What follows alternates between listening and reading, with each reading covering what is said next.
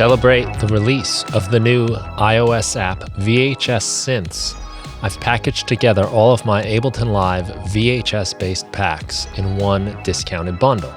The VHS bundle will give your music the vintage touch of the 1980s with sounds directly recorded to VHS tapes and built into Ableton Live presets. The bundle includes my 80s VHS Synths Ableton Live pack, the VHS Drums Ableton Live pack, the VCR Wave Ableton Live pack, and the VCR Rack Audio Effect that makes any sound like it came straight from a VHS tape.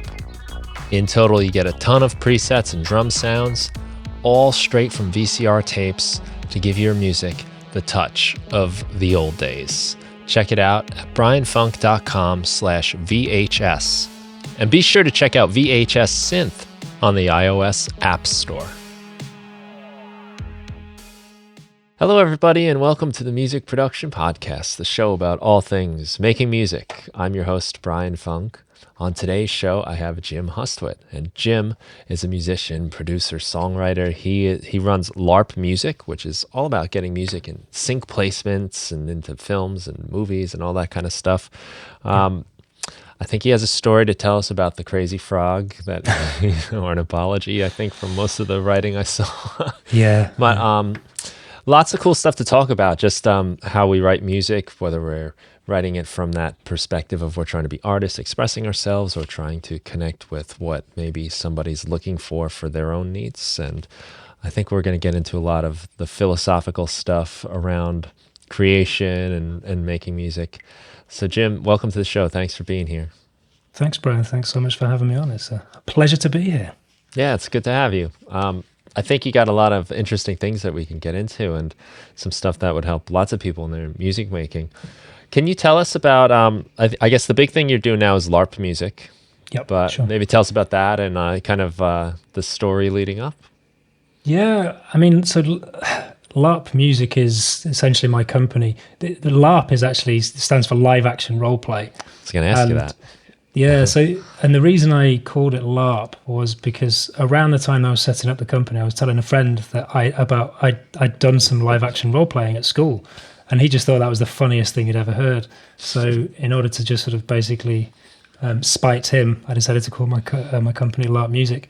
And yeah, and as you pointed out, it's primarily working on music for sync placements, whether that's TV ads, doing a lot of trailers at the moment for movies, and a lot of production music, but then also kind of sometimes bespoke stuff for TV and film. And yeah, I mean, as far as the story goes of LARP music, I mean, my route into music is somewhat unconventional, and I'm sort of quite late to the party in many ways, because I studied international business and German at university or college. Then I sort of left that. So the third year of that degree was spent in Germany working for an investment bank. I left college to go and live in France for a couple of years, where I ended up working back in an investment bank, which I hated. So I left that to come back to the UK, which is when I started flirting with the Crazy Frog, and that was sort of in a marketing capacity. But yeah, with the company I was working for, we managed to get the Crazy Frog to #1. So I'm very sorry for that. And then it got to a point whereby, I was sort of dabbling as a singer-songwriter on the side. I'd done an EP, 2 EPs. I was working on an album, but it was one of those where it was becoming very clear that if I didn't take some time out, this album was going to take forever, because anybody who's worked on an album knows it's a very labor-intensive project. And even then I was going into the studio. I wasn't doing it all myself. But I needed to carve out time to finish the album, and so thought, well, let's pack in the day job of marketing, and let's have a go at making music full time for a year. Worst case scenario, I go back in a year's time to marketing, but I'll have had an amazing year making music every single day, all day. But best case scenario is that somehow I can sort of make ends meet. So yeah, packed in the day job, and yeah, the rest is history. No looking back. And I mean, what I do has morphed, because I started out doing the singer-songwriter thing, but for me, it was never about getting on stage and performing. It was always been in the engine room, the writing, the recording, the producing. So through various iterations of I did produce artists for a while, but stopped doing that. I did work in theatre quite a bit, but I've stopped doing that because, again, I just want to be locked in a soundproof room on my own for 16 hours a day. And that's sort of LARP music was born, and just very much focusing on sort of music for media, sort of sync TV, film sort of things now. Well, I think the name LARP actually does work well. Live action role playing. Good. I'm Thanks. familiar with it. My wife is big into the tabletop gaming community, and has a store here where they have people come in and play. They do a big expo every year that just happens. So I'm familiar with it. I've done it myself. It's fun. It's like freestyle acting.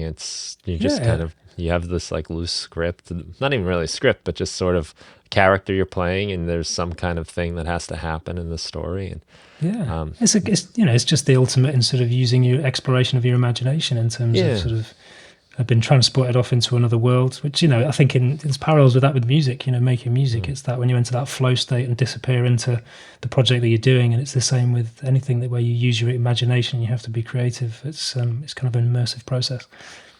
We have hosted a few like murder mystery dinner parties. And where each person gets a character, and they have to dress the part and show up, and you're just in it to have a good time. You don't even always know everybody that's there, and you just kind of immerse yourself in it. And it is a little bit like how you do maybe when you're writing a song. Sometimes I know when I write, I like to kind of create characters a little bit, and sometimes there's maybe something loosely based on something I've been going through or thinking about, but I tend to exaggerate it in some level. Yeah. In the song, I'm a little more obsessed or a little more angry or a little more hurt, and give it that little twist. But it is sort of a way of acting. And I think what you're doing here, creating, music for films, for commercials, for trailers, you have to sort of embody an attitude or an emotion or a character that's not you. You're serving, like I'm looking at your site right now, you got quirky stuff, bold stuff, and then like emotive stuff. And all of that is stuff that you have to find a way to express, to act out in a way through your music. Yep. Yeah. It's been interesting, I think, on that site. I mean, I think those are all kind of almost cornerstones of my personality as well, which come through.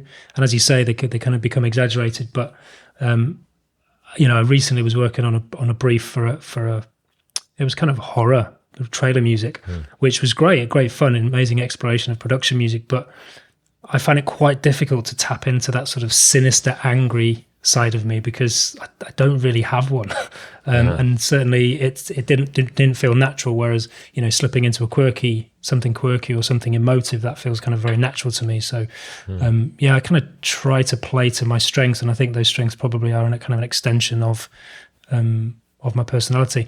And it's interesting as well. Like it's something that keeps coming up. In fact, I recorded a blog about it. But with a lot of the guests on my podcast, there's often talk about that having a unique creative voice. And I've sort of it's always very hard to kind of hear or understand your own. And I sometimes feel that I've been on a quest, and I think people tend to be on a quest to find their authentic creative voice. But actually, I think you don't need to find it. It's not outside of you. It's kind of it's somehow within you. It's an intrinsic thing. And usually, interviewed Stephen Warbeck, who's like an Oscar-winning composer. He thinks he's got a quirky personality. And I think there was one of the directors said when he hired Stephen to score a film, he said, "I want a score which is as crazy as you are." So he was looking for kind of Stephen's personality to shine through in the score. And I think that's probably part of what makes our music and our sound that kind of little bit unique, is it's like making sure our personality is in there, and it's not always easy to sort of bring that out, but finding ways to tap into it. I found it comes out in different ways depending on what I'm doing and who I'm playing with, or if I'm playing alone. Yes. Playing with a couple friends, it's more likely to get silly, and joking around, and there's humor in it. Whereas alone, it's a little more introspective, and I'm not going to make like the same type of like jokes within the song because no one's laughing at it. Yeah. But we do a project in a Berkeley online class I teach for sampling, and the project is to create a intro to a horror TV show, sort of like in the vein of American Horror Story. And it's to use the sampling techniques, but what's fun about it is almost nobody has tried to do that kind of music. It's not something you tend to do as an artist, but what you're trying to do is really create emotions of fear and tension and those types of things. So it gets you thinking about how you can use the music to create the emotion. And I really think that's important because that's what we're doing at the end of the day. We're trying to create an emotional impact with our music. So I find the whole, whether it's television show or TV commercials, the whole putting this music to it, a very interesting exercise in thinking about what is it that makes music feel a certain way. And what's scary, when we break that down, it's sudden things, shocking things, jump scares. So make your music do that. Tension, something unsettling, make the chords dissonant. And all this stuff helps create that feel. And it's fun to think about how you apply that to different types of situations. Yeah, absolutely. And I couldn't agree more. I think with any creative pursuit, but definitely music, we're in the business of eliciting an emotional response in the listener. No matter what the genre is. I mean, you sort of mentioned horror. Obviously, that we're trying to elicit fear there. But if you're dance music, you're trying to elicit some kind of excited emotional response. If you're, maybe an emotive piano album, your sadness. I mean, Adele's whenever I'm talking about this, I always reference Adele because I think one of the things that makes her so massive, and bearing in mind, like literally every album she releases goes to the top of the charts and is the number one selling album for that year, because she has this incredible way of tapping into her own emotions, and then that carries through in the music. So when the listener is listening, that same emotion is reproduced, and I think that speaks to her being able to sort of, it's that challenge of how, first of all, identifying the emotion that we want to elicit, and then finding that in ourselves so that we can then put that into the music, almost leaving a little bit of your kind of soul or whatever it is in the music. And I think the more successfully you can imbue that performance or that writing with your own emotion, the more successfully you will elicit that emotion in the listener. I think we should mention, I made a note here because you mentioned your podcast. I don't think I said it in the intro, but we should say Sync Music Matters. Yes. Yeah. And that's an interesting title in itself because it's probably something like a lot of people don't really think about when they're watching television, when you see the commercial come on, or just how that's manipulating you. Sure. There's a great example of a Mrs. Doubtfire trailer. Do you remember the movie Mrs. Doubtfire? I do. Robin Williams. Yes. Classic, So quirky comedy where he's dressing up as an old nanny so he can see his children after a divorce. And there's this video on YouTube I'll link in the show notes where it's recut as a horror film. And they show him like looking out the window, and then the creepy music and all the stuff that they do musically and in the video editing to make it scary is pretty amazing. And it just shows how you can really sculpt the story based on the sounds that are there and how we stitch it together. Absolutely. I actually recut, this Psycho shower scene. Yeah, from the famous one. Hitchcock, yeah. I've recut that with sexual healing, and it basically turns like one of like the most well-known cinematic horror scenes into either a shampoo commercial or it's like just a precursor to a scene where they're going to make love. Right. And that's the power of music. It can completely transform the visual on its head. I'll send you a link so you can put it in the show notes. But it's cool. It's incredible how the music will completely transform and inform the emotion of the visuals. Yeah, I think it works at a very almost subconscious level when you're watching TV and movies. Even as a musician, and I pay attention to music, I think more than the average person, just because I'm always thinking about it. But when I watch television and movies, a lot of times I'm not even thinking about it at all. No. And I'm just pulled into that world. I think that's sometimes what the best music does, Yeah. it doesn't distract you from the story. It just makes you more immersed. Sure. Just Yeah, well, it's something that I think I mentioned it in there's like a little intro on the trailer to Sync Music Matters. And I think intellectually everyone will sort of go, oh yeah, music is really important. But then go back to what you just said there, like it's on a subconscious level. I think everybody gets it intellectually, but they probably just don't really truly understand it. Because I've worked with directors who, they understand the importance of the music, yet the music is still sometimes the very last consideration, or not even considered at all. And I think, I really believe that people do underestimate the power of music. Of course, we would say that because we've got a vested interest in music, but I really do think, a lot of people, that I've worked with, they go, particularly because we're humans and sight is our primary sense, so we're kind of reliant on the visual aspect. So I get it. That's how we would do it. If we were dogs, we'd probably be on how it smells. So to then sort of prioritize or sort of add the similar sort of weighting to what we're hearing seems almost sort of counterintuitive. But yeah, man, it's really important. Yeah, it's interesting how it just goes kind of straight to the core, bypasses the mind in a way, right to the heart. Yeah.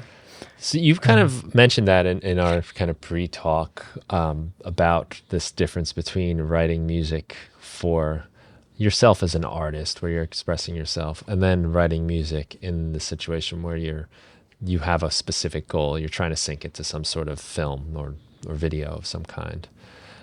Do you find that's a totally different experience? Do you borrow things from one or the other? I've had people speak to me about this, video game music even, and saying it's almost, after doing it long enough, it becomes really challenging for them to write their own music for themselves as an artist, because what's the directive? What are the pointers? What do I have to do this? How much time do I have? How long should it be? Yeah. I mean, quite a few of the composers that I've interviewed on the podcast are sort of are solo artists as well as TV, film composers, and it's a different mindset because when you're as an artist, you can do anything. You're literally carte blanche to do whatever you want. Whereas normally, if you're doing a project for TV or film, there's a brief. There's quite often some visuals which are informing what you're going to write. And I think I probably sit in that latter camp, is that I kind of reach a point every sort of few years where I go, right, I've got to kind of do something for myself. I've become so used to kind of writing to brief. Although I have to say, I think what I'm trying to do latterly is pick projects whereby I'm trying to sort of narrow the gap between writing as an artist and writing to brief.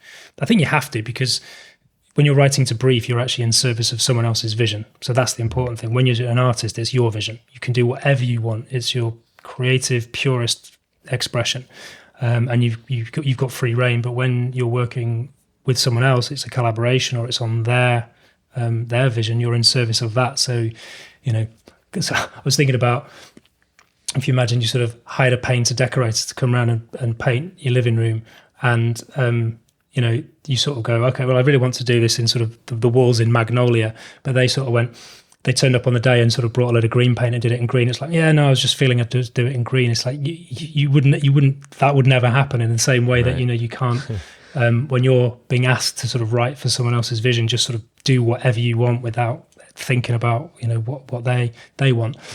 But I kind of think that maybe somewhere there's a sort of happy medium, whereas if you're playing to your strengths and you're sort of only working on projects that you really want to work on, that hopefully you are bringing a bit of that artistry through into every project, and sort of crossing those lines. But yeah, I mean, if I had to sit down tomorrow and sort of go, right, just write a 10-track album of whatever I wanted, I wouldn't know where to start, because I've got so many sort of interests and so many sort of influences.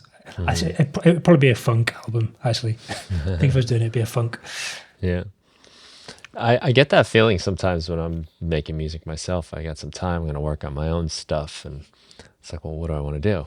Well, I love rock band music. I love electronic music. I love, analog synths, and I love just acoustic guitars. And it's very easy to just not be able to pick one, or very hard to pick one. So having some sort of vision supplied for you is obviously helpful. But I've used this almost in a way to help other people, where you give them the prompt, or you tell them, well, this is what you're going to do. This is the theme. This is that. And it changes everything. And I found out even with writing, well, I teach high school English, and one of the assignments I thought would be really great one day was, you guys could write anything you want. I know you're tired of writing these academic essays that we make you write all the time. Well, today you get to do what you want. And everyone just stared at me like, I don't know what to write. But once we came up with some parameters, some limitations, we came up with, I think, we came up with like a few different places, random places, and said, all right, your story has to include some kind of like beach, a fast food restaurant, and it's got to have a suitcase, just random things. And then all of a sudden, I got 25 different stories that fit some of those things in. And I think we need that sometimes with our own music to just create a vision, even if you decide to change it a little bit as you move along. Yeah. Well, I mean, it's interesting because it's almost as if sometimes limitations actually frees you up. Because it's the paradox of choice. If you've got the choice to do literally anything, you can almost be paralyzed by the fact that you've got so much choice and you actually don't end up choosing anything. Whereas if you say, right, you've got to write a piece of music only using a guitar, all of a sudden it's like that restriction in some way frees you up to create just using a guitar. So you've got to think rhythmically, you've got to think harmonically. It's like everything is going to come through that guitar. And have you ever heard of morning pages? Yes. Yeah. So the idea that, as a writer, you sort of wake up in the morning and you just sort of sit for half an hour and just sort of write, almost like a stream of consciousness. It'd be absolute gobbledygook, but it's just to sort of, clear the mind, and maybe, who knows, maybe some interesting stuff comes out of it. As I'm about to sort of start a similar process with music, whereby every morning I'm just going to sit down for an hour and literally just write anything and basically try and restrict myself to an hour and try and finish something in an hour.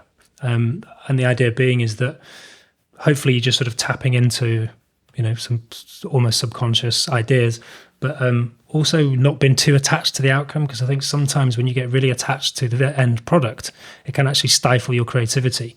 Whereas knowing that you can only do it for an hour and knowing that it doesn't matter, I can just sort of get rid of it. It's almost like I'm going to clear my brain ahead of sort of doing some more writing this afternoon. But I actually think by doing that sort of, that creating from free spirit is like literally just going with a feeling in a moment and seeing what comes out. And I actually think that there's probably some gold to be mined in doing that. Plus as well, you've got to think, I think I'm certainly guilty of this, but we quite often put a lot of pressure on ourselves to create, every piece of music we write as a hit. But you've got to look back at even sort of like Beethoven and Mozart. These guys were prolific writers. We probably know, I don't know, I'm guessing here, but we know maybe 20, 25, 30 pieces of music they're really well known for. But they've written like hundreds and hundreds and hundreds. And you almost have to go through, you have to be prolific and write loads and loads of pieces of music in order to sort of mine the sort of the gold. And it's not like every piece of music is a monster hit, but by going through that every single time you write something, you'll learn something, and who knows, that every now and again that magic strikes, and you mine the gold. I read an interview with Paul McCartney years ago in a Guitar World magazine, and the interviewer was like kind of giving him a hard time, saying like, how did you write Eleanor Rigby, one of these great songs? And then on your new album, there's this song, I think it was like Hell on Wheels, just kind of forgettable Paul McCartney song, and really like pressing him like, okay, but you also wrote Yesterday, and then you wrote this, like showing him like his finest work and then his, least memorable work, we'll say. And I really liked his answer. It was something along the lines of like, well, I don't think anybody in any job, in any career, is always outputting their finest work every single time they make something. Like, it's just not possible. And on top of that, he's like, you have to keep writing and keep moving and keep producing stuff. And you occasionally get the gems. Occasionally they turn up. And I wonder as well how much of it is... It's like with you, just to finish that thought, it's like what you're saying about this not being caught up with the output, but just do it. Just show up, do it. And you'll get your Eleanor Rigby's and you'll get your Helen Wheels and everything in between. Yeah. Yeah, I mean, it's funny because obviously, as part of the Beatles, even if there was a song that he primarily wrote on his own, there is kind of that element of collaboration there. So it's interesting that I wonder how much of that, the fact that he was collaborating. I mean, John Lennon was an incredible songwriter as well. How much of that collaboration led to all the gold? Whereas if you're writing on your own, it's famously Dr. Dre. He's at his best when he's producing other people. He's released a few albums himself, which have never done quite as well as the artist that he's produced, and it's almost like there's a little bit of magic happens within the collaboration that leads to a better end product.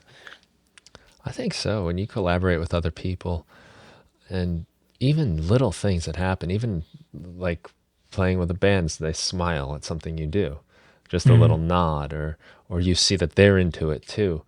That goes a long way, and you don't get that kind of validation when you're by yourself, and it's very easy to slip into self-doubt because you don't have anyone else being like, yeah, for like the few seconds where I'm playing guitar, I'm like, I don't know if I like this, and then I look at the other guys and they're like having a blast. I'm like, okay, they seem happy enough with it. It's good enough for them.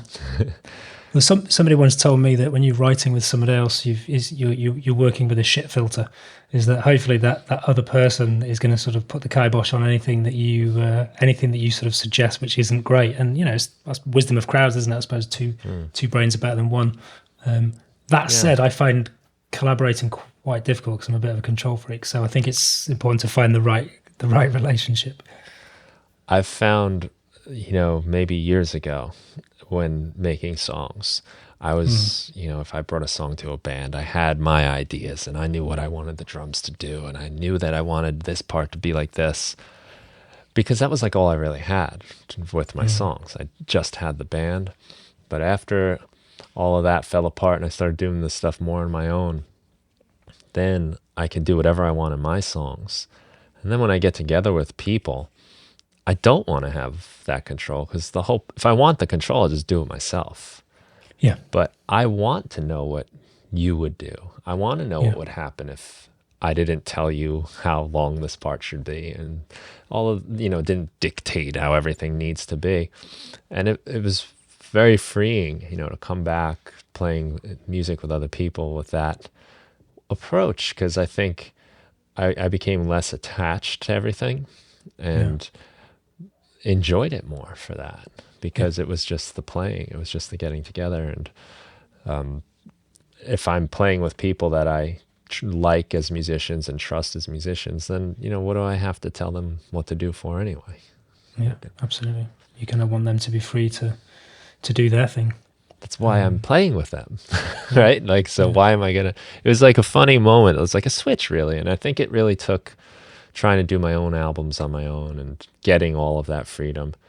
And then when you get together with other people, it's sometimes they say one thing that gets you thinking another way, and then it's just a chain reaction of, I would never have thought that if you didn't say that, and you would have never said that if I didn't react this way. Yeah. And just see where it takes you. Yeah. Even working with like a director on a film or something like that, it was reframed for me by Isabel Waller-Bridge, who said it's a collaboration. And it really is. And, sometimes it's always very difficult to sort of send over a piece of music to someone and for them to sort of poo-poo it and send it back. And particularly when you sort of poured your heart and soul into it and you've been up till 4 a.m. and they come back and go, it's not quite right. But actually sometimes that will kind of push you down a route that you otherwise might not have taken. And there's something kind of magic in that. And just remembering that relationship is very much a collaboration. Yes, they're not writing music, but you kind of are working together to do best by the picture. So collaborate. There's a lot. There's only, unless it's obviously some relationships are very difficult, and obviously stay away from those. But if it's a good positive relationship, I reckon it can only yield a better result than if you were just sort of doing it on your own. Yeah, it's easy to feel like I am this song. So if you don't like this song, you don't like me. I am this guitar part. So you don't like it, you don't like me. And it gets personal. But when it is, like you said, the film is the greater good, or the song or the album, whatever it is. Yeah. And you can let go of that and not be so concerned with if my part gets in there. Sometimes my best part is not playing, like the layout and come Sometimes, back when it Brian, we just matters. have to leave our egos at the door, don't we? Yeah, yeah. It's very much an ego thing, and it's hard to, to get around that because our ego has helped us survive and carry on Yeah. for a long time. So it's part of our makeup. It doesn't have, but musical contributions are not life and death. So No, absolutely not. try to let it go a little bit with that. Yeah, sure. So do you find how did you really get into this, to doing music with sync and for film and for TV? Is this do you see a direct connection with like the marketing background? Does that, I must imagine, like with the marketing, a lot of times what you're trying to do again is elicit emotional responses, and Yeah, definitely. that's how we react. We can see all the Yeah. numbers and figures we want, but a good story is the thing that gets us to act. Yeah, it's interesting. I've never really kind of thought of it like that. Possibly, I think being able to put yourself in someone else's shoes and understand what they want is kind of very much part and parcel of marketing. I think certainly marketing has been a massive advantage for me, because I think a lot of people, come out of school having studied music, and as a freelance composer or a freelance music producer, you're basically setting up your own business, and sometimes people kind of don't necessarily have the business sort of angle of it sort of handled. They've got the music skills, but in terms of how to run a business and how to find clients or fans and keep them. So I think that was an advantage for me, having come from sort of like a business background. But yeah, and in terms of how the kind of sync stuff came about, so I was very lucky that I had a friend who, he's prolific. He's written over sort of 700 pieces of music for what was KPM, EMI, but is now Sony, which has now gone back to EMI, which is also now owned by Extreme or something. I don't know, it's complicated. But he's written a lot for them. And when I was when I shifted my attention from being a singer-songwriter to music production, he would send me his old briefs. And by that, I don't mean his underpants, his underwear, and like briefs that he'd had for these projects. So I'd go away, write a piece of music for this brief, and then I'd sort of go and sit with him and sort of play it to him, and he'd sort of give me some feedback. So I'd go away and edit it and change it, and so he was very generous, and that process of sort of sitting with him was invaluable in terms of kind of learning how the differences between what makes up a piece of music that you're writing for sync, because we talk about it's in service of someone else's vision, but if you're writing to picture, then yes, very much it's the visuals. But if you're writing production music or trailer music, you're writing a piece of music to spec, which has to be structured in a way that it serves the editor. So ultimately, the editor is telling a story. They've got a narrative arc, they're telling a story with the visuals, and the role of your music is to help them tell that story and to underpin that story. So it's very much thinking about it from an editor's point of view and giving them a toolbox. What do they need to tell their story? Whereas if you're just writing for yourself, you can do whatever. It doesn't matter. But this is very much, okay, is each section telling its story? Is there growth? Does it develop? As the track progresses, am I giving the editor something new that they haven't had before? You can't just repeat sections, which unfortunately, as an Ableton guru and sort of when we're working with in the box, it's all too easy to copy paste. Mm-hmm. But the danger of doing that is that you don't have that kind of natural rise in energy that you would get from a band playing live or something like that, because as the song goes, the excitement grows. So it's building that piece of music so that it has all the ebbs and flows. And you mentioned before tension. It's all about creating tension, then releasing it, and then adding even more tension. And there's loads of different ways to do that. And making sure that you're giving the editor as many different options as possible is kind of key to getting a piece of production music used or trailer music. And then I just kind of fell in love with that process of doing that. I'm also not very good with sort of hard time, working to stress. So if you work on a TV show, I know so many people who just sort of have sleepless nights for sort of the best part of 8, 9, 10 weeks. And I just don't respond well to that kind of stress. So with production music, I get to sort of spend the time, be meticulous. I'm trying to be a little bit less meticulous, but maybe be meticulous and then sort of put out that product. And yeah, it's a bit of a gamble. You hope it gets used. There's no guarantee, but then hopefully if it does, then you've got some kind of passive income.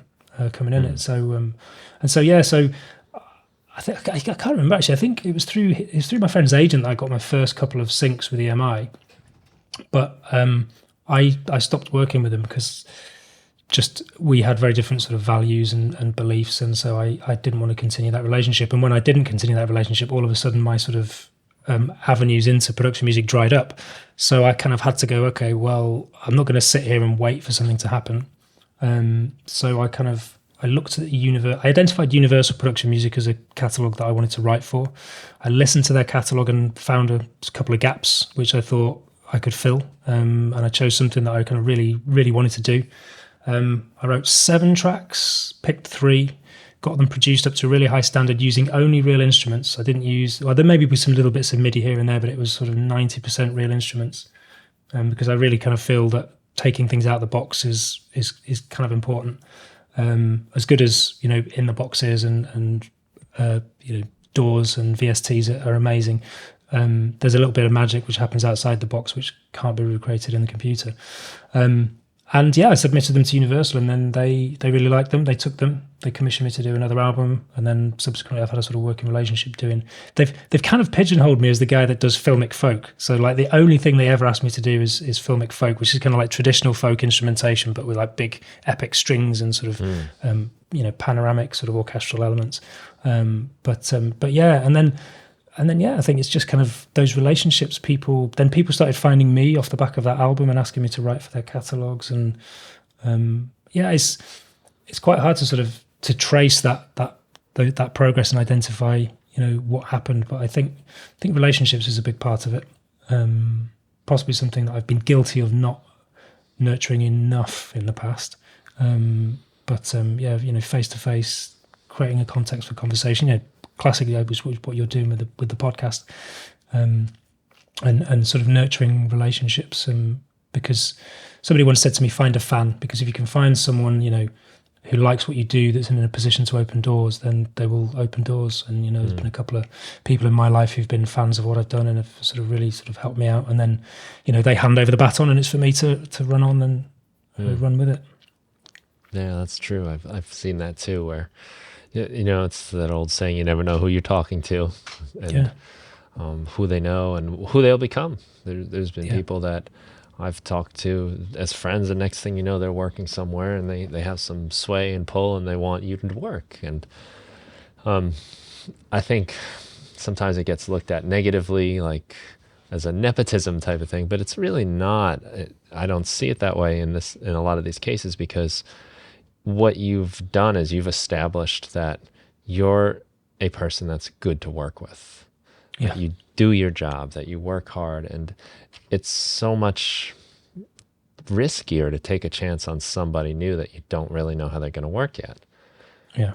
So if you happen to be friends, you had someone on your podcast that knows you, and you were good, you dealt with them well in the show, and that stuff does transfer. And fostering relationships is really important. Yeah. And creating value as well. This is a kind of a distinction someone introduced me to recently. But if you think of that relationship, and what you were saying there as well, I think is also, don't sort of look at it from the manipulative sense of like, okay, I've got to be friends with everyone because I never know how they might be able to help me out. It's like having a very natural, organic. I prefer the term community building to networking, because community building is all about moving in a circle with people who have shared ideas, values, beliefs, and where there's a natural kind of relationship rather than something forced, which is purely for to try to earn some money from them. But then when you work with somebody, it's like creating value for them rather than it's not just about making music. It's like, how can I go above and beyond, and how can I service their needs in a way that someone else wouldn't, or that creating value for someone then means that it's like next time they've got a project, it's like, well, I'm going to go to Brian, because Brian last time he just smashed it out of the park. And I think Woody Allen had this sort of the 3 things. He's like, turn up on time, do a good job, and smile. That's the only thing you have to do on a job. But then if you can add in a 4 or 5, then you're golden. I've heard 2 out of 3 will often be sufficient. If you're a really nice guy and you're always on time, but your work's not the best, they might forgive you.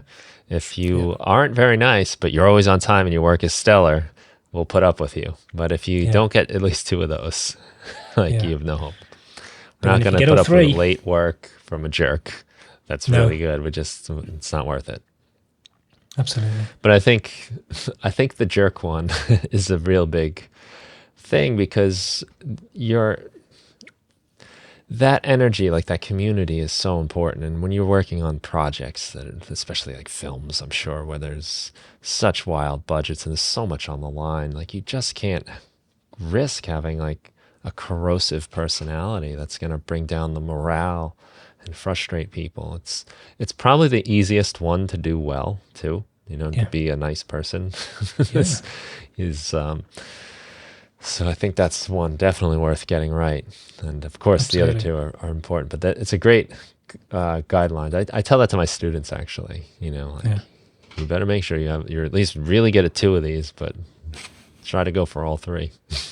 Yeah, and maybe the people that have got all 3, maybe those are the Hans Zimmers, the Rick Rubins of this world. They're the people that sort of thrive, is because they're really good at all 3. And certainly, like, if I think back to times when I've been into a studio, the best engineers are the guys that make me feel relaxed. Because when you've booked a studio time, if you've booked a string section, or a band or whatever it is, you're going into the studio, you're against the clock. It's like the engineer that sort of is really nice, is really friendly, and it makes you feel at ease and relaxed.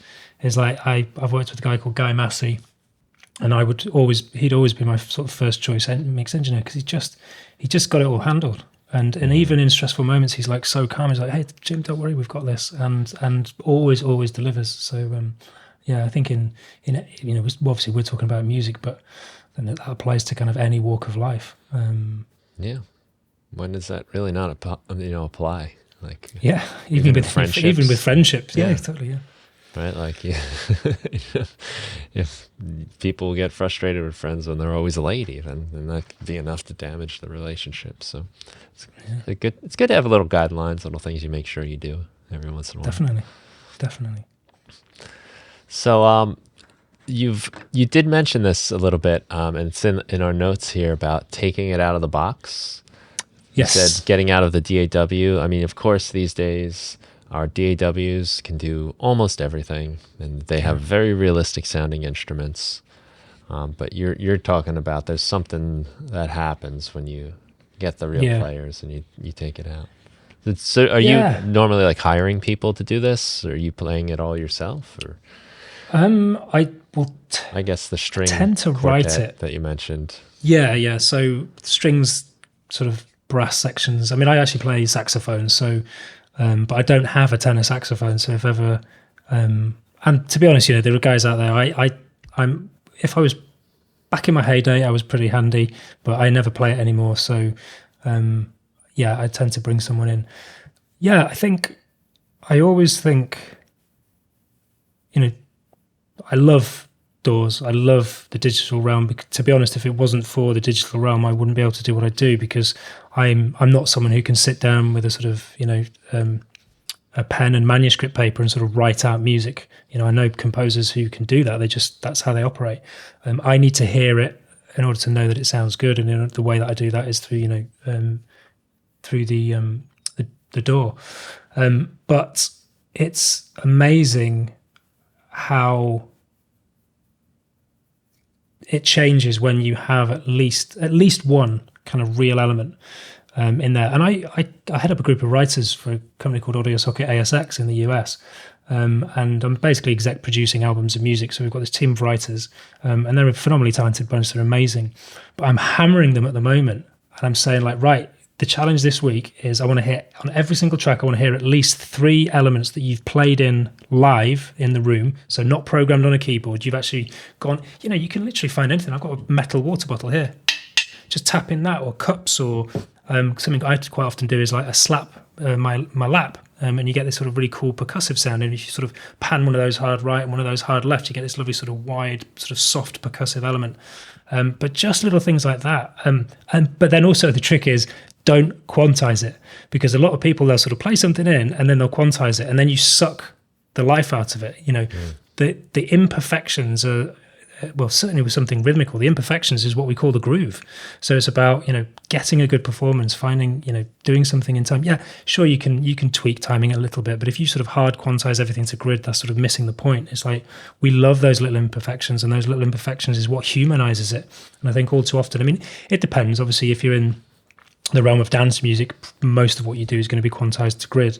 But then at the same time, if you've got a vocalist in there, that kind of adds a sort of magic. And I think even, I think of someone like Bonobo and their sort of electronic music production. He's always sort of sampling unique and wonderful sounds. And, I don't know whether he sort of hard quantizes, but just having a looseness to the timing, just a simple shaker or a bit of percussion, it changes it. It adds a human element to it. And I think it's all too easy to just sort of rely on doing it in the box. And yeah, and as you say, it's like as good as I am at writing cello parts on the computer, I'm never going to be able to program that in the same way that someone who's been studying it for 20, 30 years is going to be able to play it. And it's also understanding the limitations of samples, because, if I've got, I'm not in my studio now, but in my studio in London, I've got an upright piano. Now, I can play something on a MIDI keyboard and it doesn't sound great. When I play it on the upright piano, it'll sound amazing. So that's where I always go to. Sort of, I know that if I play this on the upright piano, it will sound brilliant. But you think of how instruments are sampled. They'll take that piano and they'll sample each note one at a time. But the thing is like when you play a chord on that piano, you've got lots of different strings all playing different notes. Those strings are interacting. The harmonics of those strings are interacting, and there's also sort of variables like the temperature in the room, how close to it you are, your movement, and all these sorts of things. So there's an infinite number of variables. I could play the same chord 100 times on the piano and it will never sound exactly the same, because every time there's slight subtle differences. Whereas when you've sampled a piano note, if you play that same that same chord over and over again, it's still not going to be identical every time, but it's going to be very, very similar, because even with round robins and that sort of thing. So yeah, I think it's just understanding that, and I just with the trailer stuff I do, it's all in the box, because there isn't the budget for orchestral to hire an orchestra. Well, there is on some projects, but most of them not. But by having just a violinist go in and multi-track the string parts, the sort of high string parts, particularly legato stuff, it's just a game changer. It elevates it from like a kind of cool, a good track to like, oh, hey, there's a bit of magic here. And I think certainly when you think of those editors that we talked about earlier, auditioning music, listening to music and deciding what they want to put on their show, that's where we're in the business of making those little differences. And, an editor will sort of, they probably won't know. They probably won't listen to it and go, "Oh, that's real strings," or "That's got real percussion in it." But subconsciously, they'll feel it on some level. Yeah. I liken it to CGI in a movie. As good as CGI gets, it's not real. It looks amazing, but it's not real. And similarly with sort of VSTs, it's like they sound great, but on some level, the listener just knows that it's not real, or feels that it's not real. Because of all of those kind of tiny variables which have sort of taken out of it. So, yeah, I'm a big on taking it out of the box, out of the computer, wherever possible. Because even if you can't afford musicians, there's subtle ways to do things yourself, just with things around the bedroom. I've gotten that feeling with CGI in the past, where I'm like, why don't we just watch a cartoon of this? It's mostly cartoon anyway, and it would. So it's definitely even come a long way since 10 years ago, but where it would kind of feel just disjointed. Like some of those superhero movies from 10, 15 years ago, to me, when I watched them, I'm just like, we're watching the actors and now we went to the cartoon version. And it's kind of like, if we just made a cartoon world, then it would all be more realistic and immersive in that world, instead of I'm flip-flopping my brain. And I do get that sometimes with music, where it's like, well, if we're gonna have all these like fake instruments, why don't we make them weird synthesizers or something and just go all in on that? Yeah, absolutely. Yeah, well, I think back to you talk about the superhero movies, but I think back to the prequels of Star Wars. The ones with Jar Jar Binks in. Yes. Oh yeah, shall not say. Really separated when you watch. But it was just all CGI, and you had this weird, now whether this is directing or whether it's the CGI, but you had some incredible actors in there like Natalie Portman, Ewan McGregor, Liam Neeson, all of them kind of seem to be reduced to there were sort of really weak performances, and I always wondered whether it's just because basically they're in a massive green room rather than actually sort of in a real space. And I always think that was something that was so good with Game of Thrones was they're always on location somewhere. So when they're on the wall in the north, it's cold. I can see their breath. Their skin is sort of pink because it's cold, so you can feel it. And as an actor, I just kind of imagine that's going to feed your performance. So, and I watched Spider-Man yesterday, the latest Spider-Man, and yeah, I mean, as you were saying, like a lot of it was just sort of basically cartoon. It's just CGI. I was watching sort of like 3 minutes of CGI fighting. It was like watching a computer game, which, if you kind of like watching computer games, but I was just like, oh, there's kind of the soul's gone from it. And even the way it's lit, you can tell it's in a studio. I know I'm not on top of the Empire State Building. It's in a studio, and it's like just feels. There's something missing. There's some soul kind of missing to it. Well, I have to imagine if you're trying to act and you're not really you're communicating with like a future 3D CGI 3D rendered character that's not even there yet. It's got to be so difficult because so much of the acting is reacting, and I mean with the music too, it's playing off of what you're hearing, and when you are just kind of drawing the notes in, you're not really reacting to the other instruments. And I found that even like when you work on a physical medium like tape, say, what you do on one track does affect the other track. If you're too loud on one track, you'll hear it bleed over. Kind of gets in the way a little. There's this communication that doesn't happen in the digital world. But I'm like you. I spent, my youth growing up dreaming of what we have now and wishing I had all this capability and I could play the drums perfectly and sing in tune and have every sound I ever needed. And then as soon as I got it and started doing it, I was like, well, wait a minute. What's wrong here? Yeah. And then I started basically trying to reintroduce all the problems I used to deal with. And that's so much of what I do now is fighting the imperfection of the computer and artificially creating problems. Isn't it crazy that I think about all the plugins that I use. I use a lot of UAD stuff. All of those plugins, and even outside of UAD, you're basically emulating gear, hard outboard gear from the 60s and 70s, and it's basically adding distortion and harmonic. It's adding characteristics. It's putting it through circuitry. So we're now trying to recreate the out-of-the-box stuff in the box. And hey, I mean, I think UAD are amazing. They do some amazing stuff. But that just goes to show that actually the ear almost craves those imperfections. We want to hear that distortion. We want to hear that crunch. And we're sort of looking at ways to sort of create that digitally. But it's never going to be quite the same as sort of, putting it through some solid state circuitry or some tubes. Because again, there's so many variables when you do that. And I agree. Like it was definitely a novelty watching the CGI characters fight in superhero movies. But I think it was like a Superman movie that came out probably 2010, 2005, somewhere around there. And they were it was so over the top. They were like smashing through buildings. And it was just kind of like, where do you go from here? We're already at maximum destruction. How is anyone going to win this fight? Like, how does this end? And it was, to me, it felt like I'd rather just watch like an old kung fu movie, or even if it was a little cheesy, but like to see like these people are really doing it, and it's kind of exciting like that compared to just this all-out chaos that's going on where they're destroying the whole city and they're still getting up angry and coming right back at each other.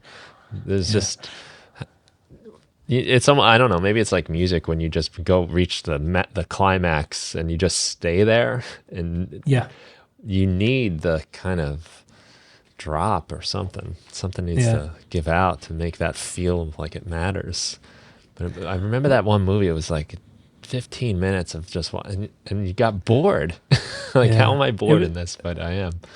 It was the one with Henry Cavill, wasn't it? His outing as Superman. I'm not sure. Michael Shannon played Zod. I know that. And it was pretty relentless. I think it was when they first rebooted the Superman movies. Yeah. But I think there's also, you can tie that in with the kind of the loudness wars of mastering. Yeah. So there's this sort of constant sort of gambit to make sure your track is as loud as possible. And by obviously smashing it through a limiter, you're making everything loud, even the quiet bits. So you kind of remove the dynamics. So yes, whilst if you were to put it through a dBu meter and sort of go, okay, well this is super loud, but if the section before it isn't quieter, then the perceived loudness isn't the same. So it's that striking that fine balance is like, here's my sort of high point, but if my high point is the same for the whole 3 minutes, then that high point doesn't have the same sort of impact as it would if I sort of graduated and had some sort of dynamics and growth. Yeah, that's very true. You have to sometimes make a sacrifice. Yeah, if I want this part for the greater good. Yeah, I need to. It's like being a superhero of the music world. Yeah, exactly. You need. It's not going to be a big bass sound if I don't have small bass before it or no bass before it, or the drums won't sound huge if there's nothing small to compare it to. Yeah, and yeah, that's a great little trick that I did a tutorial on it years ago. Is like if you drop the bass out just before before you go into a chorus for like sometimes it's a bar or sometimes it's a couple of beats. It provides that when the chorus kicks in, you feel it that much more because you've just had that second, that pause without it, and you're creating contrast, which is when you're mixing is basically what you're doing. So yeah, definitely. Yeah, I agree. Even cutting the drums, cutting something, or just removing the low frequencies, put a filter on it. Then we can have the impact. Then boom, you have that kind of like sucker punch them into the chorus. Well, it's a weird paradox too when you're recording music. Like in real life, if I kept bringing guitars in this room and another person plays guitar, it keeps getting louder and louder. But in the computer, in the recording world, not just the computer really, but just once we record it, there's only so loud things get. And when you start adding more and more things, it just makes everything smaller. It's not that there's just more stuff. It's just, it'd be like if you had a crowd of people and every time you added a new person, everyone else shrunk a little bit. Yeah. And you could keep fitting people in that same space, but they're all going to shrink. Yeah. Well, you kind of see that with I see that sometimes with sort of young producers and sort of people who are mixing. You'll sort of look at their projects and they've got faders which are all the way up to the top. So they're sort of like beyond zero. They're at sort of however. And it's that idea of like, turn it up in the room. Don't turn up every instrument in your project because you need headroom when you mix them. So just like reach for the knob. If you want to listen to it loud, make it louder. But to be sort of like maxing out everything on a project is crazy. But it's that constant quest to sort of make it louder. And it's and that's like what you're saying. You sort of layer it, and after a while, it's like it just doesn't make any difference because it can't get any louder. Yeah, make it louder by making everything else quieter. Yeah. That takes a lot of discipline, and I've historically struggled with that. And I think the last project I've been working on, I really made it a point to get my headroom right, and it makes a huge difference. But in the tracking phase, you kind of, I have like two guitars, a bass, and drums, and I got it all mixed so that they're all like real loud. But I still have to add keyboards and vocals and things like that, so there's no room for it. And once you bring it all down, though, then you can put the stuff on top and fit it in. Yeah. But it is tempting to just have it blaring up because we're building the thing from scratch, so we want it to sound good in the early stages because that inspires us to keep going. So my drums sound cool when I smash them a little bit and they get a little crunchy, but then there's no room for anything else. Yeah. So it's a bit of a discipline to bring that stuff down, but it makes a world of a difference. It does.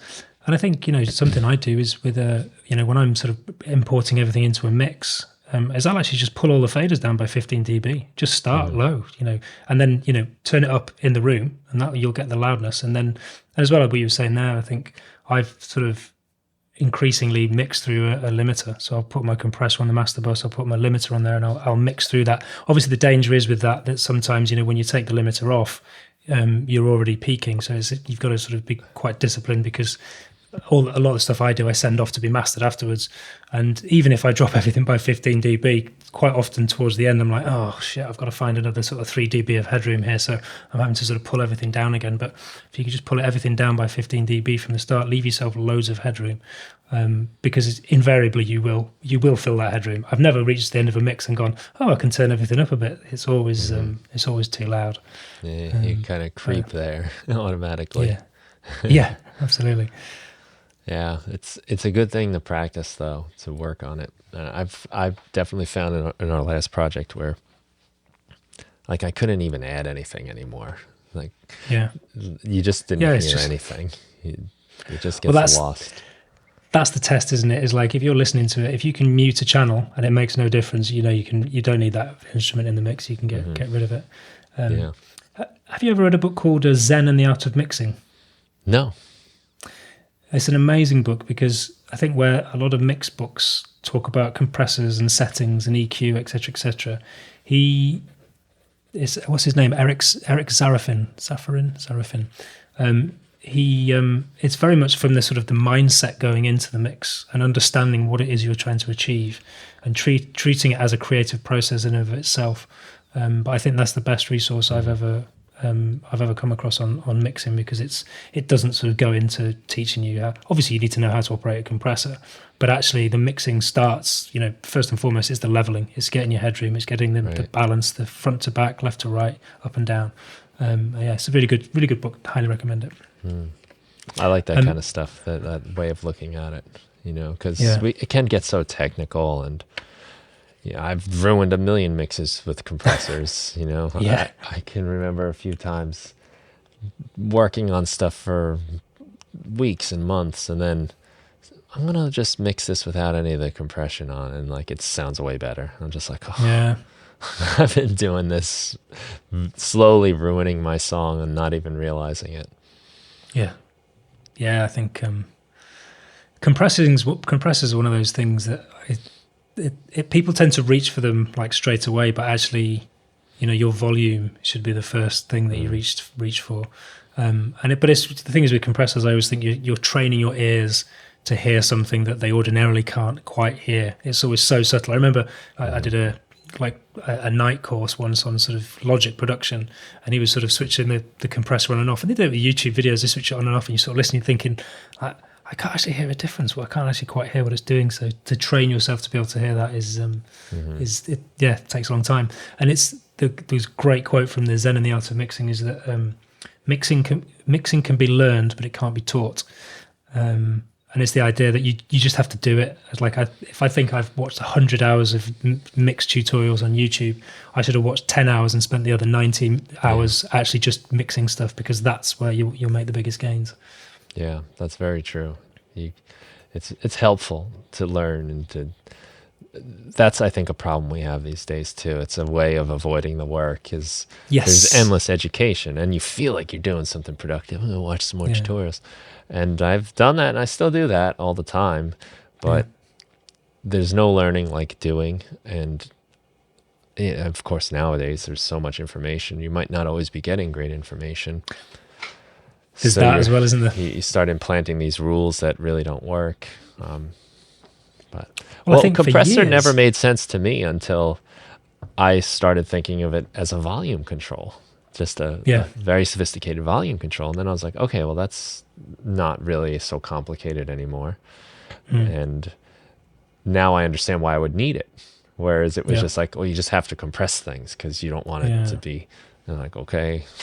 And then now my mix sounds flat. Yeah. Well, it's that classic thing is if you find yourself watching mix tutorials and trying to look at the settings that people are using on the compressors, it's like that's when you have to go, right, stop. No way. It's like those settings are always going to be changing, and you need to be able to understand what they're doing yourself. But like for years, I avoided boosting frequencies with EQ because at some point when I was starting out, I watched a video where somebody goes, oh, you should always use subtractive EQ rather than additive EQ. And I took that on board, and as a result wasn't boosting anything. And then I had this sort of like epiphany once where all of a sudden this sort of like, yes, if you're carving out space in a mix, by all means reduce it. But if I want to bring out some top end on a snare or some strings, I'm gonna boost frequencies. But for years I wasn't doing it, and then all of a sudden I started doing it. I was like, oh, now it sounds miles better. So yeah, you've got to be careful with what information you sort of take to heart, because that could have held me back quite a bit. Yeah. Well, I think that concept comes from the idea of like, well, I need more bass, so I'm going to just turn the bass up on my bass. Yeah. Whereas it might have been a smarter choice to reduce the bass in the guitar. Yeah. And so I do like that way of thinking for getting rid of the problems. You know, don't boost. Yes, absolutely. If it's too bassy, don't boost the treble, cut the bass. Yeah. But yes, as far as like, yeah, like getting your sounds, again, someone said it to me once that the EQ is just a fancy volume control. it is. It's just a very specific one where you're just turning frequencies up and down. So again, that was like just a simple phrasing that changed everything. Where I'm like, oh, okay, so I don't want these low frequencies in here, so I'll turn these down. But I do want it to kind of have a little bite up here. I do want something going on. So I am allowed to boost if I need to. Yeah. And actually, even so, like just using distortion, sometimes before I even reach for an EQ, I'll just put some distortion on it, because that can actually bring out some interesting frequencies, and therefore I don't actually need to reach for the EQ. And controls the dynamics a lot sometimes as well. Yep. Yeah. Yeah, saturators are, again, though, they're so subtle. You know, all this is such a subtle art, and it's so tempting to do these fine adjustments in a way that you really notice them. But I think when you start adding all the stuff in the mix, it all starts piling up, and it like kind of grows exponentially. So my kind of rule is I tend to do something until I really notice it, and then I kind of dial it back a little, you know, because on its own, it might sound good, but I also have to remember that it's fitting in a mix. And if I do that too much, then it's going to be thin, or it's going to be harsh. Or it's surprising how, in the context of everything else, just a little dash goes a really long way. Yeah, it's very much about small increments, isn't it? It's like you sort of think if you've got a project with 100 tracks in there, that small bit of sort of frequency that you carve out of a kick drum, with regards to the 100 tracks, it's not going to make a big difference. But when you do that, if across 100 tracks, all of a sudden those tiny little differences start to add up to kind of a lot. So bearing that in mind, and sort of the kind of the synergistic element of all of those small increments added up makes a big difference to the whole. Yeah, I noticed you have a YouTube as well, where you got a lot of nice tutorials and some advice and stuff going on there. Yeah, I've kind of canned that for the moment, because it's running a YouTube channel is almost like a full-time job. It can be. It took me away from making music, so I've knocked the YouTube channel on the head for now. Okay. Well, the stuff still lives on, so people. Yeah, exactly. It's there. It's there, and hopefully there's kind of. I basically saw it as a way to kind of share some of my learnings, and I think the podcast is now is sort of my sort of online media home, because I get to sort of have interesting conversations with composers, and I've kind of fascinated with understanding people and their process, the whole creative process. So I think that's what it is for me, is an exploration of that. And again, it's like podcast, YouTube channel, all of the above. It's like you do it all, and there's just no time left in the day for music. So I need to make sure that that's first and foremost where my focus is, and then the podcast is a sort of nice side gig. It's a good point worth highlighting, is that you can't do it all. You do have to kind of make decisions, and I've had to do that, which I see. I'm lucky that I've ever had to have this problem where I've just had to decide, like, I just don't do certain things anymore. It's really cool that somebody wants me to review their product, but I just don't do that anymore. No. And Yeah. it's making that into a rule helped me so much, because every time I get a request, I'd be like, oh, it'd be pretty cool, and then I could have that thing for myself. But it just takes away from the mission, what you're trying to do. It dilutes everything if you try to do all of that stuff. Yep. Yeah. So you've just got to decide what it is you focus. Yeah, because as you say, if you take something else on, something has to give. And this is the thing is, you look at the I can't think of it off the top of my head, but there's guys out there who've got some like incredible YouTube channels, and they're sort of putting out a video a week, sometimes 2 videos a week. It's like, be under know that those guys are literally, that's a full-time job, to create the content, to do all the SEO, to do all the scripting, and then the recording, and then the editing, and it's a full-time job. So if that's what you want to do, if you want to have a YouTube channel, great. But it's always at the expense of something else. And I think, you just got to make sure you know what it is that you want to focus on, and then make sure that doesn't suffer as a result. It can be a hard thing to figure out. I didn't wind up here deliberately doing this podcast and all the things I've been doing, but I guess it was a matter of figuring out what brought me value personally, what I enjoyed. And the podcast has been a amazing one, because like we're getting to talk now, we're having this conversation, we have a perfectly good excuse to sit down and just pick each other's brains. And I love that. That I wouldn't get that any other way. And if I did in real life, there'd be phones and there'd be televisions in the background. So it's been really rewarding. It's the type of thing I would do even if we never published it. Yeah. But isn't it crazy that you sort of have to create that context for conversation? You sort of think maybe once upon a time people just did it all the time, but in the modern world, you have to sort of create a space for it. But that's no bad thing. And as you say, it's what brings you value, what brings you joy. And I hasten to add as well, like it's like I think it's constantly changing. It's as we kind of grow creatively, like we'll constantly be reevaluating what it is we want to do, and that will shift and that will change. So just sort of staying aware of that. I mean, it's taken me the best part of 13 years to get where I am now. I mean, as I said at the beginning, I used to produce artists, and that kind of realized that was like, no way. Theatre, there was lots of great stuff about that, but I had to sort of knock that on the head. So it's a fluid journey, and just sort of being conscious at each point is like, okay, does this bring me joy? No. That's why at one point I had to sort of stop performing live.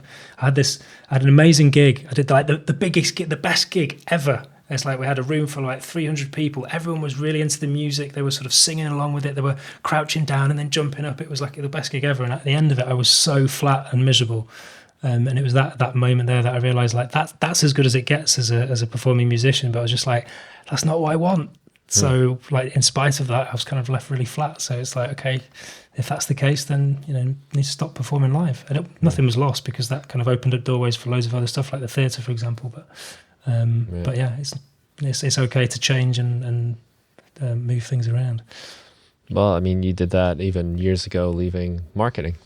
Yeah. Hey, who knows? I might be a brain surgeon by this time next year. Well, I know I probably have to train a bit longer than that. But but in 10 years, I'll have you on my rocket surgery podcast. And talk about how that applies to how music making got us here. What's your surgical discipline going to be then, Brian? I don't know. Open heart. Yeah, I don't know if I can do that. It could be like physicist or something like that. Who knows? I like jobs where I can make mistakes and get away with it. Well, I think you probably can actually as a surgeon. And you've probably got when you get. Well, I don't know. Don't you sign a disclaimer? It's like if anything goes wrong. It's like whenever I go scuba diving, I basically sign a form which says basically if you die, it's not our fault. I'm like, okay, cool. Yeah, I don't want to have those sort of documents with my work when I I didn't need any kind of waiver from you to be here. Hopefully your music isn't going to kill anyone. Yeah, right. There's less at stake when you're writing a piece of music and putting that out into the world, isn't there? Hey, it's not a bad thing to keep in mind too, because it can be a difficult journey and stressful and frustrating. But again, like you can kind of reduce it to being a pretty simple thing in the grand scheme of the world. Yeah, absolutely. But it has its power. So definitely has a lot of power, and with great power comes great responsibility. All right, that's our superhero tie in there. Can you tell I watched Spider-Man yesterday? Yeah, you said. I've been meaning to watch that one. I heard it was really good, from my nephew. He's 12. I think I'm done. I think I'm done with the Marvels, man. I've loved them. I love the Avengers. I love the Iron Man and the... but it's just, I feel like it's just more of the same. So I think I'm tapping out. All right. Well, I hope... I don't know. I hope I like it more than that. Hey, there's loads of people who love it. Yeah, it's fun. Growing up, I loved comics growing up. So we dreamed of this, and it is kind of like, I remember like some of the Spider-Man things they had when I was a kid. It was just laughable. You can't even really watch it. No. But there's some one good thing I will say about Spider-Man is there's some cool kind of like cameos and sort of callbacks from previous Spider-Man. So for that alone, it was quite cool. Right. Well, look, I don't have a lot riding on it, and it's not going to affect my life too much either way. If I can get a few hours of amusement, that will be plenty. Then you will not be disappointed. It will amuse you, certainly. Nice. So we can send people the LARP music, right? LARPmusic.com. LARPmusic.com, that's my digital abode. And I have you on Instagram too. That's just your name, Jim Hustwit. I don't know if that's just at Jim Hustwit. Yeah, that's my Instagram, and then at LARP Music on Facebook. I am a very reluctant social media. Yeah, I'm not very active on it at all. So the best place to sort of to find me is on my website. It's one of those things I've always found with social media. It has an amazing ability to suck hours of my life away and give me nothing to show by the end of it. So so I just try to I'm actually on a media fast at the moment, so as well as staying off social media, I've not been looking at the news, and oh my god, my life is so much better for it. It really is. It's like, why do I feel compelled to read about all the kind of negative, horrible stuff that's going on in the world? I got caught up in that a lot. I've never been like crazy following the news, but when COVID hit, I was watching everything, and then I realized I'm like spending just too much time, and felt my stress and anxiety raised. Yeah, and that would cause me to need to see what's going on more. And again, I think by design, like if I'm freaking out, I'm going to turn on the news and make sure I'm still okay. So totally. Yeah, it's and the more you expose yourself to fear, the more you become fearful. So it's kind of self-perpetuating. Yeah. Good for you. I'm sure the music will benefit from it. Hope so, yeah. So it certainly gives me more time for it as well. So you'll have the time, I think that's 98% of it is just showing up, putting in the time, and there's no shortcut. It's kind of like you can't have, like we were saying about mixing. You can watch the tutorials, but you have to do it. You can't have someone go to the gym for you. You can't have somebody, study for the test for you. It's just things you have to do yourself. Yeah, absolutely. Yeah, it's going through the process. It's like just turning up, doing the work, and knowing that each time, with every bit of work that you do, it'll just get better and better. Could you imagine that? Can you go do leg day for me today at the gym? You mind getting in an hour cardio for me? Yeah. Well, it's also the idea is like I can go once a month, and it's like, yeah, sure. I mean, it's better than nothing, but it's sort of also the question of sort of consistency. Yeah. So yeah, it's important to put in the work, but also be consistent with it, because that's just the game. Well, it's cool. I think it's good you're doing that, because if you're not consciously deciding to limit your media intake, you'll get pulled into it, because it's that bright light we're the moth, and it's the bright light that we just can't resist. Yeah. So you have to really make a plan. Yep. Yeah. Be intentional. It's like, people are busy. There's lots going on, and I know people who sort of have aspirations to be writers or whatever, and they go, I can't find the time. And it's like, well, you make time. Something has to give if you value it enough and you want to do it. It's just quite often it's what Stephen Pressfield calls resistance in The War of Art. Love that book. One of my favorites. Think about it all the time. It's great, because it just basically says it's like anything that stops you doing what you need to do is resistance. So not having time or whatever, that's all just something that you're making up. Writer's block doesn't exist. It's like you just sit down and write, even if what you write is rubbish. Sit down and write. And it's part of the process. All the greats throughout history had the same 24 hours a day we get. Exactly, yeah. And look what they've achieved. So I still do have an ongoing battle with time, though. I don't know where the time seems to go in the day. I get to the end of the day, I'm like, where did it go? But I'm sort of learning to be a bit more chilled about it. And actually, boil it down and go, okay, if in a day I could only achieve 3 things, which 3 things do I want to achieve today? And if I finish the day with those 7 things being achieved, great, I'm golden. The other 28 things on my list can just can wait. Yeah, that's smart, because sometimes my to-do lists are so big that I just don't even do anything. Yeah, like, exactly. What's the point? But if you have like, all right, if I can get this done tomorrow, I'll be happy. Yeah. A realistic and it's number. Yeah, and it's the to-do list never really gets any smaller, because as soon as you've crossed 10 things off, there's another sort of 5 or 6 have added, and those add up over time. So an interesting concept, looking at what's important versus what's urgent. Sometimes we have urgent things and they sort of occupy our time, we end up firefighting, but actually, in terms of the bigger picture, what's really important, which has sort of value long term, because that's probably going to have greater gains over time. So very true. Wise words, sir. Well, I thank you so much for coming on and talking. Pleasure, Brian. Thanks so much for having me. Great to hear your thoughts on things. And we should send people to larpmusic.com. larpmusic.com. Yeah, check it out. And Sync Music Matters is up on Apple and Spotify and everywhere else as well. So if anybody's interested in the podcast, composers Sync Music and Matters. Creative process, that's where they can find me having conversations. Well, actually, just listening, really. Yeah. Yeah, right. That's something I found, like, the best thing I can do here is just not talk. Yeah, it's that thing, isn't it? It's just sort of like let them do the talking. Because I've got loads of questions I wanted to ask you, but I was sort of like, just okay, I go back into my podcasting mode where I'm like, okay, Brian, so we'll just be sitting here waiting out the long pauses. Yes. Yeah, absolutely. Yeah. Well, cool, man. Thanks so much for taking the time. Thank you, Brian. Thank you, everybody, for tuning in. Go to larpmusic.com and have a great day.